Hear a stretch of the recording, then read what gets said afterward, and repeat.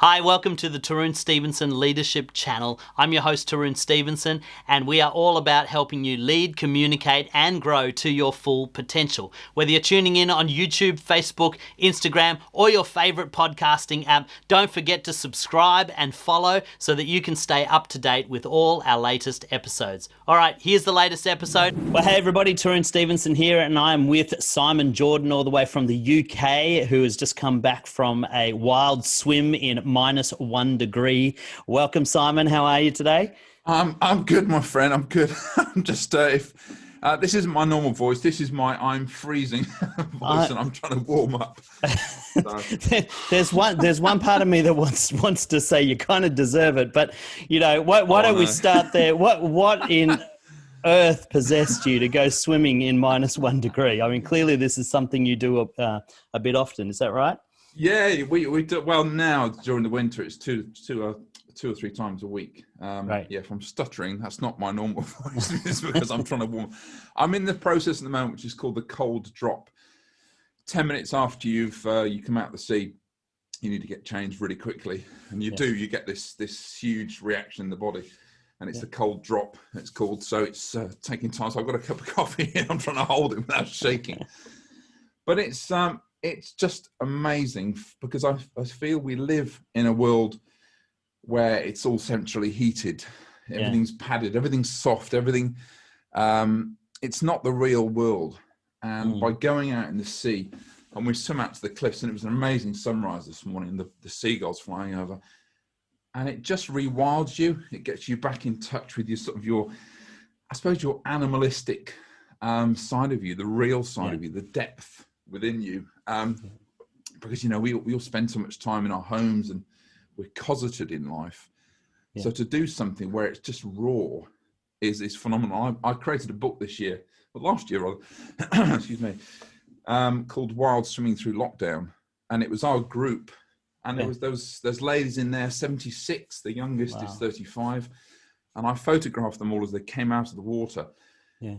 And the energy that they brought with them is phenomenal. Absolutely amazing. And all the money's gone to a mental health charity near here. And it was incredible. It was such a joy to put together. It's fantastic. I had a sneak peek of the book on your website. We'll link to that in the show description. That's it. Looks fascinating. And I think you raised something really interesting, and we are going to get into what Simon does. He's a business and brand coach and author, and we're going to be talking about the simplicity of success with Simon. But I like this initial conversation about getting in touch with the raw and the wild side of you. I mean, I'm in Australia at the moment. It's 6 p.m. and it's 28 degrees. I'm still sweating. And but in a similar sort of way, you know, I go from an air-conditioned house to an air-conditioned car, air-conditioned office, and you lose connection with the real self. You know, even when I go to the gym, I work out in an air-conditioned gym, and it's almost like I feel like I don't even break a sweat sometimes, and it doesn't feel like that's the way we were meant to live. And tell me about some of the benefits that you've experienced by just reconnecting with that real natural part of yourself and nature. It's just fantastic. I try and do it in the morning. I mean, I've got a big trail run later, about 10 miles. We're going with a friend of mine, which is another rewilding. But it's amazing for your mental health. And certainly, you know, we've just gone into another massive lockdown in the UK. And sorry, my voice it sounds like it's shaking. It's because I'm literally shaking. But it's fantastic for the mental health. It's amazing for your body. Because there's something called your brown fat, your adipose fat, which we don't activate. It just sort of sits there and builds. And what that does is sort of chemical reaction. What I've found, I mean, this morning was 12 minutes, which is probably a little bit too long. But I find after 6 minutes, the body has an amazing reaction. You can sort of acclimatize to it. It's called cold adaptation. Right. It just took a while to, you know, quite a few months to build that up. And you get that reaction, and it's almost like a pins and needles, and it activates that brown fat in your body. Right. So there's that as well as the mental health, mental well-being. It's just amazing. Makes you come back, apart from the shivering now, which is it's not as pleasant. But it's wonderful. Again, it rewilded you. Yeah. which is what I love. And it's fantastic. And it's being with like-minded people as well. There's a sort of a core group of us, about 4 of us, that goes to me every day, and it's fabulous. Yeah, that's awesome. I just finished reading "You Can't Hurt Me" by David Goggins, and he's an ultra marathon runner, and he talks a lot about training in blizzards in winter and jumping into frozen lakes, and just what your body is capable of when you put it into those extreme conditions is quite remarkable. And I think we underestimate a lot of the time what we are capable of as human beings.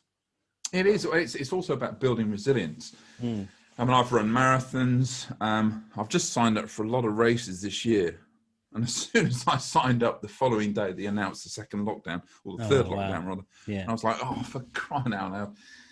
And, I damaged my knee last year. I tore some cartilage. And it took me a long time to get it healed. And I was doing a bit of cycling and swimming every day. As part of the healing, and now I'm back up to sort of 10-mile runs in the trails. I don't like running on the roads, but it's every time you go out, you get a bit stronger. You learn a little bit more about yourself, even on the bad runs, and it's just great for mental resilience as well. And it builds it up. It just helps you deal with the other stuff that comes through in life. Yeah. And I think you raise a really good point on the impact of exercise in general on mental health. And how do you, there's a lot of talk now about the lockdowns worldwide and the toll it's taking on mental health, and just the ability for people to socially interact and also have, physical exercise.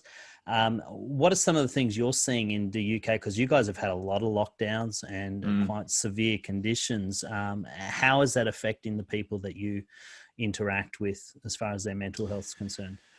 Yeah, I think a lot of people really have struggled with it. It is tough. I know a lot of local businesses that are probably going to close up. Yeah. I know some people who have actually got COVID, the virus. It is tough. It's the unknowing. It's the not being able to plan, not have anything to look forward to, such as going away on holiday, having a break. It was difficult. We had over Christmas, we had my mother-in-law here. God bless her, she's great. But it's for me, I've worked from home for the last 11 years. So not being able to get away from home because you're here all the time, it is a struggle. And if it wasn't for the swimming and the running, God, I think I would have gone mad. But what we need to think about is the controllables. Yeah. And what that is what we can control. And what we control is our mindset, our reaction, and how we move forward. Yeah. Don't think about, I can't go on holidays, that's terrible. So, okay, well, what can you do? Go out for walks in the park, go and start running or whatever. We can adjust to fit around this. So, if you're, I always say you can't think your way out of a situation sometimes. If you're not feeling great, don't just sit there and wish it was better. Now, there's a great line by Jim Rohn, the late great Jim Rohn, which says, don't wish it was easier, wish you were better. Nice. Which I just love. Yeah, so good. And it's what can I do? What do I have open to me right now? So focus on what you can do. That's so good. And I think that's a great introduction to the topic we want to talk about today, and that is the simplicity of success. At the beginning of this year, we've just had New Year's, is traditionally a time when people will refocus their lives or have a look at things that they want to change or improve in their lives. And a lot of people have, I guess, come out of 2020 feeling like they never got done what they wanted to get done. But yet we're in 2021 and not much has changed as far as the pandemic is concerned. And so many people are facing much of the same. And you've developed a framework on how we can approach some of the obstacles in our life or the areas that we want to change in a really, I think, systematic way. And so I want you to just talk us through this. What is it that we need to do to start, or actually just tell us a little bit about why you developed this framework, how you came up with it. You've got 6 steps to success. What brought this about? Thanks for this. It was because I suppose, been there, done it, got the badge, wore the T-shirt, got the scars.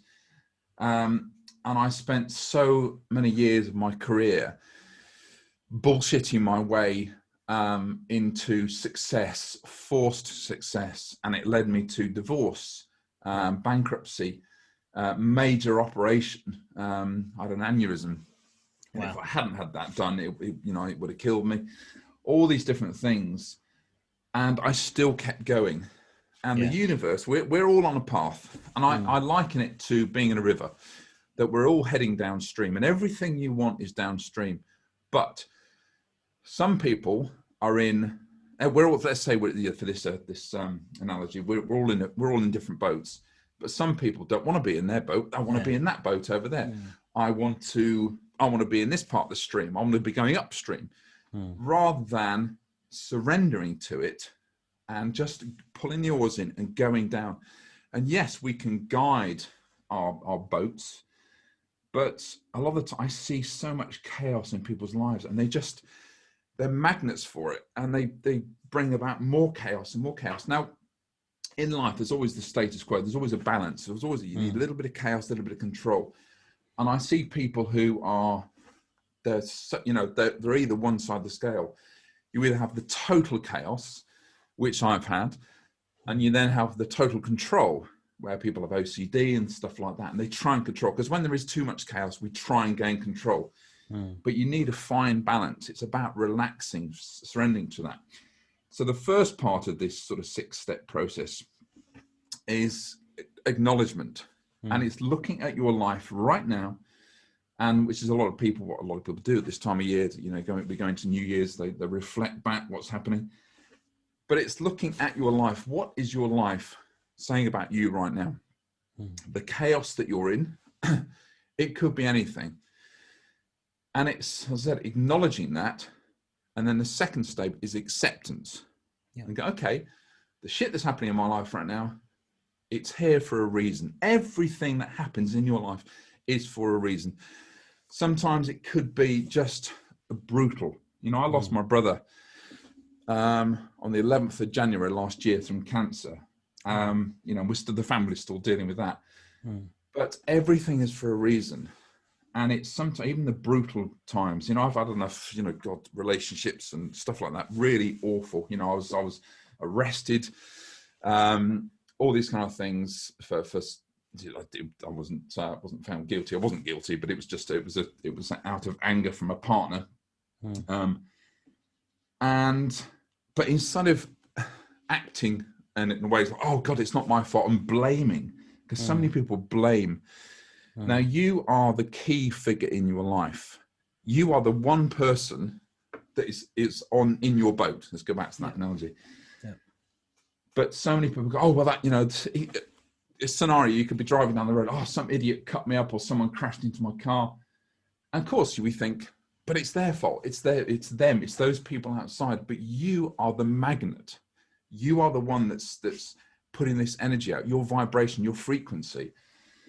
And they did a study, a very strange study, but they got a room full of tuning forks. And let's say there's 20 tuning forks, all the different keys. And they pick up the tuning fork of A, and they hit it so it starts vibrating.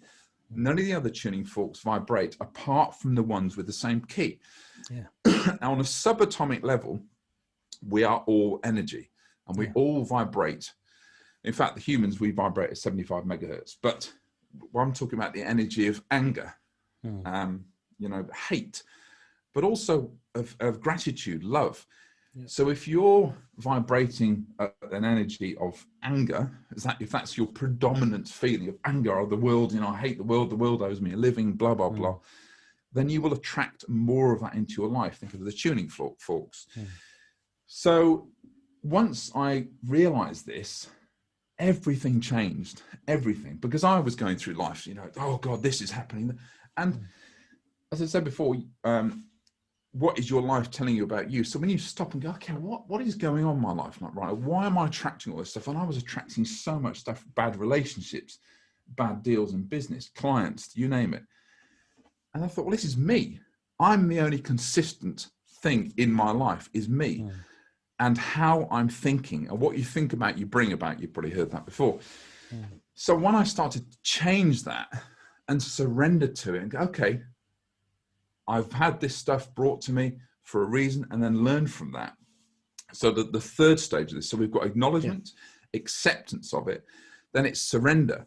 And when you surrender to it, stop fighting against it, stop blaming, it just changes around. And then the fourth step is gratitude. Gratitude underpins everything. When you come at life from a place of gratitude, even gratitude for the shit that gets thrown at you, thanks for this challenge. And it changes everything, absolutely everything. Because from that place of gratitude, you look at things differently. And I always say, if your back is against the wall, but you're above ground, you're living, breathing, you've got an opportunity. You can push back off that wall and have gratitude for that. I mean, I've had so many challenges, growing up, in business, in life in general, but it's always an opportunity rather than letting it define you. Oh my God, I was an abused child, or my parents were divorced, or what, I was beaten, blah, blah, blah. Okay, but don't let it define you. Create your own story. Great. Use that as a springboard, push back off that and go, right, well, this happened then, but that's in the past. Who am I today? Who can I be? Who do I want to be? And to have gratitude for those challenges. Yeah. And when you do that, and a gratitude, if you have deep gratitude from a place of love, the vibration, your frequency completely changes. Yeah. And then the fifth bit is just I'm going to pause you there, Simon, because I want to unpack this a little bit, because you're saying so much good stuff, and I don't want to skim over it, because I think especially now with the way the world is with the pandemic, and so many people are suffering for various reasons, whether it's deaths in the family or loss of job, collapse of their business. Everything. And as you were talking, you reminded me of an experience I had many years ago when I went rafting on the Franklin River in Tasmania, and it was whitewater rafting. And it was a 7-day trip in a remote national park. So you were 2 days hike from the nearest highway. Oh, beautiful. And halfway down, the river flooded. Like, it had been raining for 2 days. The river went into flood. We had to pull over to the side of the river and wait out the rain, because the rapids were impassable. And I'm reflecting, because you used the analogy of river, and there was 4 of us or 5 of us that were tourists, and then there was 2 guides. And it was interesting to watch the reactions of the tourists as the days went on, because we were stuck on that side of that river for 3 days. And as the days wore on, and the boredom set in and the frustration set in, and we were freezing cold, the blame game started. It's like, we shouldn't have never done this, or, this is the guide's fault because he took us on a more difficult part of the river, or, how are we going to get our money back from the tour company because they've wrecked our holiday, and so the blame over something that really was out of everybody's control. I mean, how do you stop a river flooding? But there's always those situations in life, like this pandemic, that nobody could have foreseen what it was going to be like. And I remember a point, I think it was 2 days into this trip, where the tourists started rebelling against the tour guides, because we had this ice chest with food, and they had rationed out the food for 7 days. And so the tour guide said, no, we only eat what's available for each meal. Well, we were like, well, forget about that. We're bored. We want to get into the chocolate. And so we raided the ice chest and started eating all the snacks. And when I think about that in terms of what you're saying, how often do we find ourselves in uncharted territory, or we find ourselves in situations that we didn't predict, and our natural response is to sabotage our own progress. The only people we were hurting was... But also what you're doing in the chaos of that, because it's chaos, you can't control it. So you blame, well, it's the tour guides. So that gives you some kind of control. It's like, right, well, it's your fault. Your fault. So so you're controlling that thought process of, well, it's your fault. Right. So the chaos is, so you're putting sort of edges on it, rather than going, okay, it's happened. Let it run out. Let just the rains finish. Let the storm surge just die down. Let's breathe, control the controllables, how you react. Right. No, it's your fault. Bloody hell. Blah, blah, blah. So that detaches from you, rather than go, okay, well, I chose to be here. This is part of life, and maybe this is a lesson that I need to calm the F down and just chill out and surrender, That's right. And the funny thing is, when I think back on that time, because it was 20 years ago, it was quite a while ago, and I can visualize myself being beside that river. I can hear the river. I can see the beauty. I mean, this is 200-300-year-old trees that were, just spectacular in the middle of nowhere. Wow. And when we stopped blaming and when we stopped getting anxious about the unpredictableness of the situation, we were in the most beautiful place you can imagine. And so, what you're describing there is just being able to step back from the situation and be thankful for where you are, because there's always something you can observe in your experience that is beautiful, if you like, or something to be grateful about. Perfect. That was a brilliant story, because that was absolutely perfect. So what about people who find that difficult? Because I know personality can sometimes factor in. If people have developed a habit of being negative or seeing the worst in life, they can find it very difficult to step back from these experiences and really just take a breather. What are some suggestions you can make for people that find that hard? Well, I would say, look at your life right now. How's it going? Is it a life filled with joy? Is it how you set out it to be? Is your current energy, your mood, your lifestyle, is it really serving you? And will it be more painful to stay within that mindset, that way of being, that pathway? Probably not. So it is a time, and it's to reflect on that. And if you find, is this too difficult to change? Okay, we'll carry on, but just see how much more crap you will attract into your life. Go back and reflect and look at everything that's happened to you. I talk about, I mentioned before, right? Maybe someone crashes into your car or cuts you up. Again, you are the magnet. You are the consistent person in your life. And it's just, it sounds weird. You thought, well, how can I have attracted that? You attract everything into your life. Everything. How come there's I used to attract all that into my life. Now, I do feel blessed, even though I have really grotty days when I just think, fed up with it, and I have the bad energy. But I know that I'm in control of that. I can control that. So again, it's about accepting. To those people who do find it difficult, and it's, it is a struggle. Yes, it is a struggle. It's not about being positive all the time and living in la la land. That's not possible. It's being about good to yourself. And I've said a number of times, when you fall in love with you, the world will follow suit. Great. So look at yourself and celebrate you as a person, how far you've come. And certainly in business, as a business owner, we compare a lot of the time. Well, I'm not here, and that person's doing such and such a thing. Certainly now, when in the new year, when people are jumping on new bandwagons, or I should be doing this in business, or I should be doing podcasts, or whatever it is. Yes, you might be able to, but does it sit well with you? Don't always compare. I think it's such a bad thing. Look at how far you've come, not how far you haven't got to yet, and celebrate you. And again, that's coming from a place of gratitude. And they just start small. I mean, there's one thing in gratitude. There's a gratitude questions, 5 questions you could start with if you wanted to. Okay, first one is, what am I most proud of that I've achieved in my life so far? Doesn't have to be huge. Again, forgetting comparison. This is just for you, not for anyone else. So what am I most proud of that I've achieved in my life so far? The second one is, what am I most happiest about right now? So you could do this when you're lying in bed. And again, it doesn't have to be, well, I've bought this car. It could be the fact that I'm under a warm duvet, or it's raining outside and I can hear it, and I'm actually secure in a nice warm house. I've got a cup of coffee, whatever it might be. The smallest things.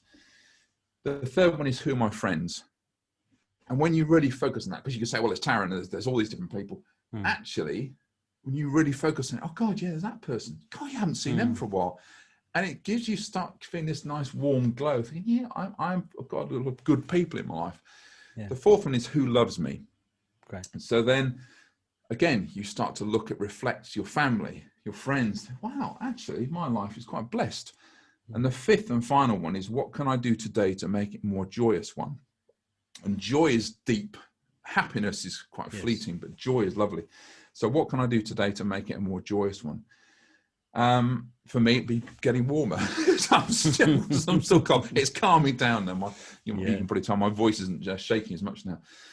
But it's just doing that. It's really simple. So it's starting small. And I think we all believe, we should be doing big things. We've got to be doing this and making millions of dollars and blah, blah, blah. No, actually, just start where you are right now. Start small. We're not all here to change the world and create massive explosions and blah, blah, blah. No. Yeah. I love it. That's such a practical way to approach things. And, if you're listening or watching this podcast, then rewind that section and take note of what Simon said, those 5 tips on expressing gratitude. And, I think I'm going to try and start my day like that, because I just love what you've just described, Simon. And I think that just sounds so simple. But you know what? If you don't, if one day you don't do it, that's okay. Yeah. It's not a big deal. It's okay. It's not, because I see this, I was listening to Matthew McConaughey on Joe Rogan podcast, and he was saying how he lives his day. And I've done this before. I would have listened to podcasts. Right, I need to do that. I need to get up at this time, and I need to be doing that. And he's like, whoa, hang on a minute. Yeah. How does it sit well for me? And the one of the 4th processes the 5th one is about stopping. Good. And I've just done a video on this, actually. Yeah. So many people go through life, again, in business, they compare, and I should be doing this, I should be doing that, or I'm going to write a book, and I'm going to be on all the social media platforms, and I've got to do this. And it's just overwhelmed. When you just stop and go, okay, what feels right for me? Yeah. And it's about getting in touch with your intuition. Right. When I work with my clients, I lay out the foundations for how to build the brand. We do all that. We build the brand values, we build out all the marketing assets, and we launch the business. And then when it's about how you can continue the conversations with prospective clients and with current clients and keep the altitude going, and some of the clients will come back, I've seen this new software, I want to get on that, or new social media platform. I go, okay, do you really want to be doing that? Because if you start, for example, like a podcast, you've got to be consistent. If you say you're going to do it every week, you need to do it every week. And they'll take a moment and go, okay, actually, no, it doesn't really sit well with me. Great. Well, then don't do it. Don't focus on it. You don't need to be on all the social media platforms. I've got one client, very successful. They're now saying, well, I need to be on Instagram. Why do you need to be on Instagram? Oh, because lots of other people are on it. Yeah. But does it sit well with you? Does it really resonate with you? Is that something you really want to be doing? No, not really. Well, don't do it then. Don't do it. Just because such and such a guru says you should be doing. If you're doing really well at the moment, focus on what you can do right now. And there's a band, the name always slips my mind. They're a rock band of sort of the 80s, 90s. And they launched, they're sort of surfy rock band out in LA. And they had, the first album went platinum, really, really good. And the record company then said, right, we want you to do 5 more of those, platinum, blah, blah, blah. And they said, actually, you know what? We're not going to do that. We're going to take it all on ourselves. We're going to sack you.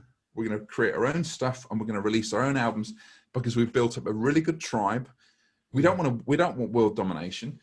And that's what they did. And they've continued that success rather than follow what the corporates would say, right, you've got to do world domination. You've got to tour until you're dead and all that kind of stuff. You just actually, we've built a really good core, and our fans love us and we love them, and we're just going to do it our way. And that's what I'm asking entrepreneurs to do, and anyone really, just to stop. What feels right for you? What's the gut instinct? Just to stop, get out into nature, get away from all the distractions, and what feels right for you. And again, we started off the podcast with, why I go wild swimming, because it gets you in touch with just the wild side of life. It strips away all the distractions, because it's just you floating in the ocean and trying to keep warm.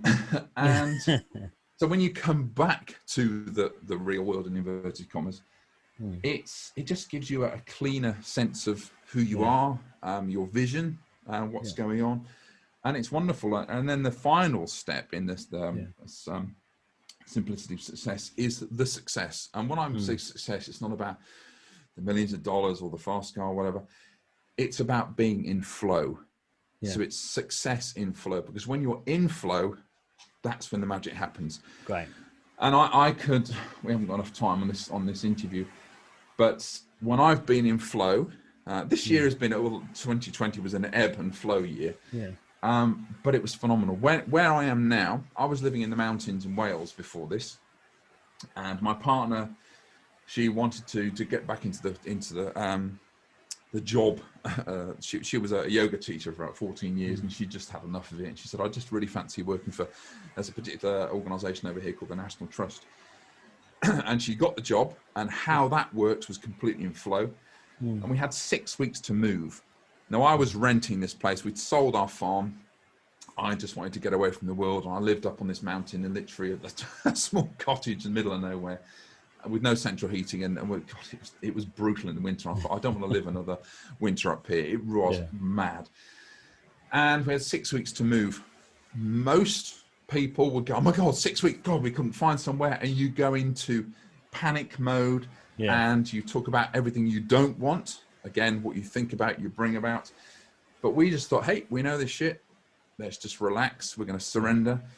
And we made a checklist. So this is one example of being in flow.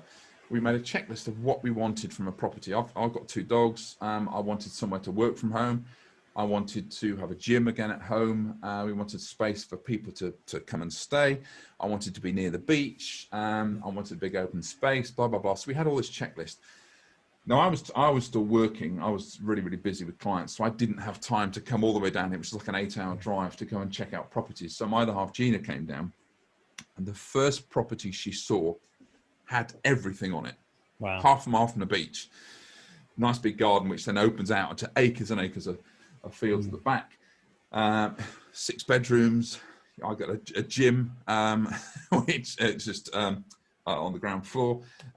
We even said, just to throw it in, it'd be nice if Gina had a yoga room. We've got that. It's just all this kind of stuff. And it was because we relaxed. We surrendered to it and went, okay, we're meant to be here. Yeah. And it was phenomenal. And the book that I created last year, The Wild Swimming Through Lockdown, which I showed before, that was born out of flow. So I thought, okay, something needs to be, we need to capture this moment in time. And to be honest, Tarrant, I can't even remember taking the photos and almost putting the book together. It was just so easeful. Yeah. It really was. And I say there is no hustle in the flow. People talk about hustle and you've got to do it, blah, blah, blah. And it's grating. It's fighting against the flow. It's again, you in the boats going, no, I want to be in that part of the river. Yeah. It's just listening. What wants to come through right now? It's not about sitting on a rock with lily pads and all that kind of stuff and umming and ahhing and smelling joss sticks and whatever. But it is about just what do I want right now? What is the universe trying to bring forward? Yeah. And all this, and when I've done that, it has been phenomenal. I mean, I've just, again, so many examples. I remember coming back from, I've done a lot of trekking, Everest. You can see the picture in the background with the yaks on there. Here's a funny story. We were up in Nepal and I said, oh, can I have some yak cheese? And they went, no, you can't have yak cheese. I went, what do you mean? I've heard of yak cheese. No, you can't have yak cheese. Why not? Because yak is the male. You can have knack cheese. I'm like, yeah, okay. I don't want yak cheese anyway. But we came back and we were trekking. In fact, we were climbing in North Africa. Yeah. And I came back and we thought, okay, we've done a lot of trekking now. I fancy doing something in the rivers. I don't know, I've always fancied kayaking down the the Yukon. But I thought, well, that's very much about me. I want to do something for the environment because I run an environmental initiative called 5 Things Clear. Anyway, a week after we came back from North Africa, this guy contacted me and said, do you want to come and join us in Hungary? Where we build a boat out of recycled materials, we sail it 70 kilometers down the river Tisa in Hungary, and we clear up the plastic we find. And it was literally just from having an idea. Wow. So this guy contacted me and we spent 10 days over there. It's absolutely fun. We cleared up over 10 tons of plastic from a boat that we'd made. Yeah. Absolutely amazing. So good. Another example of being in flow. I thought, I'm with all my knowledge in the marketing and branding, I'd really love to work with a company who is also doing some good on the planet. This guy, 2 days later, contacts me out of the middle of nowhere and said, we're a company in LA. We've created this environmental cup called Cupo. And it's a completely plastic free. It's made from food grade silicon. And now I've been their creative director for 2 years. Wow. And it's all out of flow. Last year, I lost 3 clients, gained 4. Yeah. And again, because I'm not going, oh, bloody hell, clients are gone because of COVID, blah, blah, no blame. Just go, okay, this is fine. Yeah. You know, I don't have enough space to take in any more clients at the moment.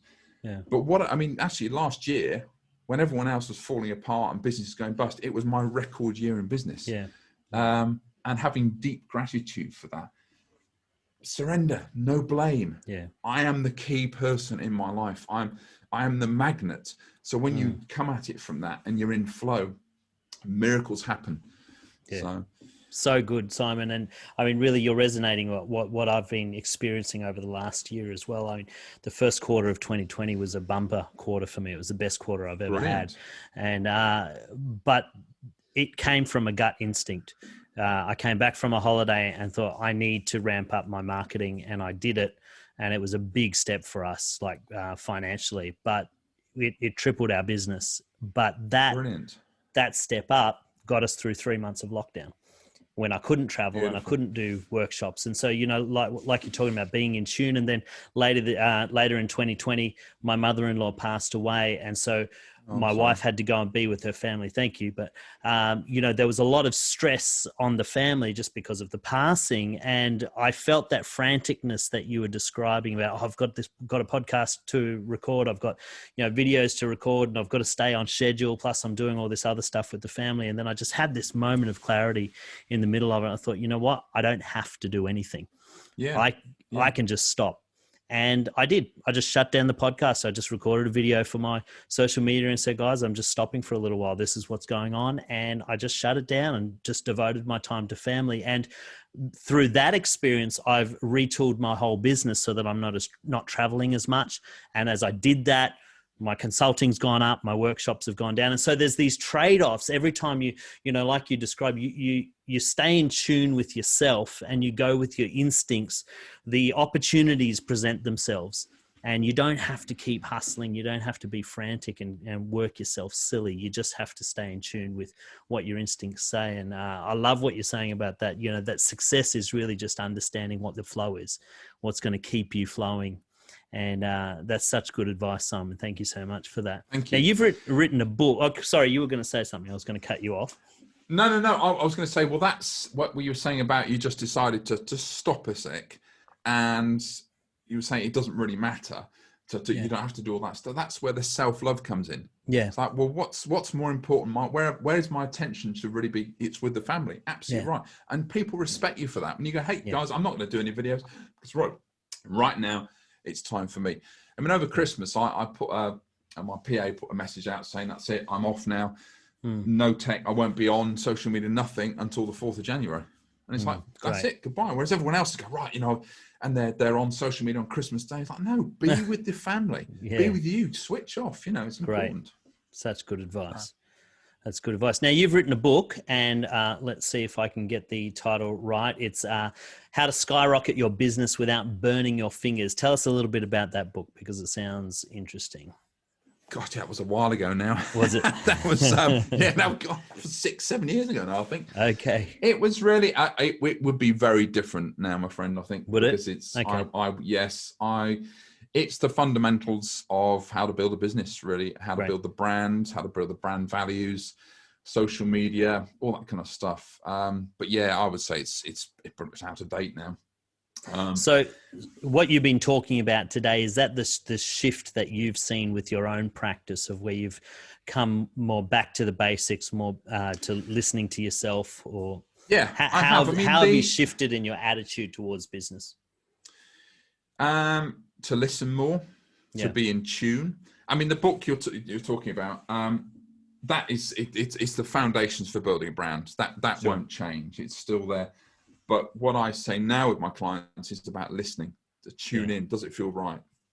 Do you really think you should be doing all these different things and actually overwhelm, or actually just, you know, spacing yourself out? So my now it's definitely about tuning in and looking at where you're going. And when things do fall apart, which they do, look at that and think, okay, well, what has happened there? But don't get too hung up on it. Don't take everything too seriously, and just be more mindful and try and be more in flow. And what does flow mean? Take more time out for you, and listen. because when you do, when you get into that place of flow, it's incredible that the magic really happens. So yeah, so good. So if people want to get in touch with you, Simon, or maybe grab your latest book on what was it, swimming through COVID? That's swimming through lockdown. Yeah, it's all on there. Swimming through lockdown. That's right. Yeah, actually, I can't remember wild swimming through lockdown. But if you just go to wildswimmingbook.com, it's all on there. Great. But yeah, it's simonjordan.com, JORDAN, simonjordan.com. It's all on there. Fantastic. And you're on socials? Oh yeah, I'm all over socials. But more on Facebook and Instagram, I suppose. But but that's about it. Yeah. All right, fantastic. Is there anything else you'd like to share with us or tell us about what's coming up? I know you're planning a book with this 6 stages of simplicity of success. Yeah, simplicity of success. Life in flow. That's it at the moment. Who knows what this year will bring? I've got some plans. I had so many plans. It's fun. I've took my wall planner down a couple of days ago, and I always take a photograph of it because I then bin it. I don't think it. And just look at all the things that never actually happened. I was supposed to be climbing in Russia, and I was supposed to be doing a swim camp. I was supposed to be swimming the English Channel last year, and that didn't happen. It's like, so many different things. Okay, just surrender to it. So who knows, my friend? Who knows? So good.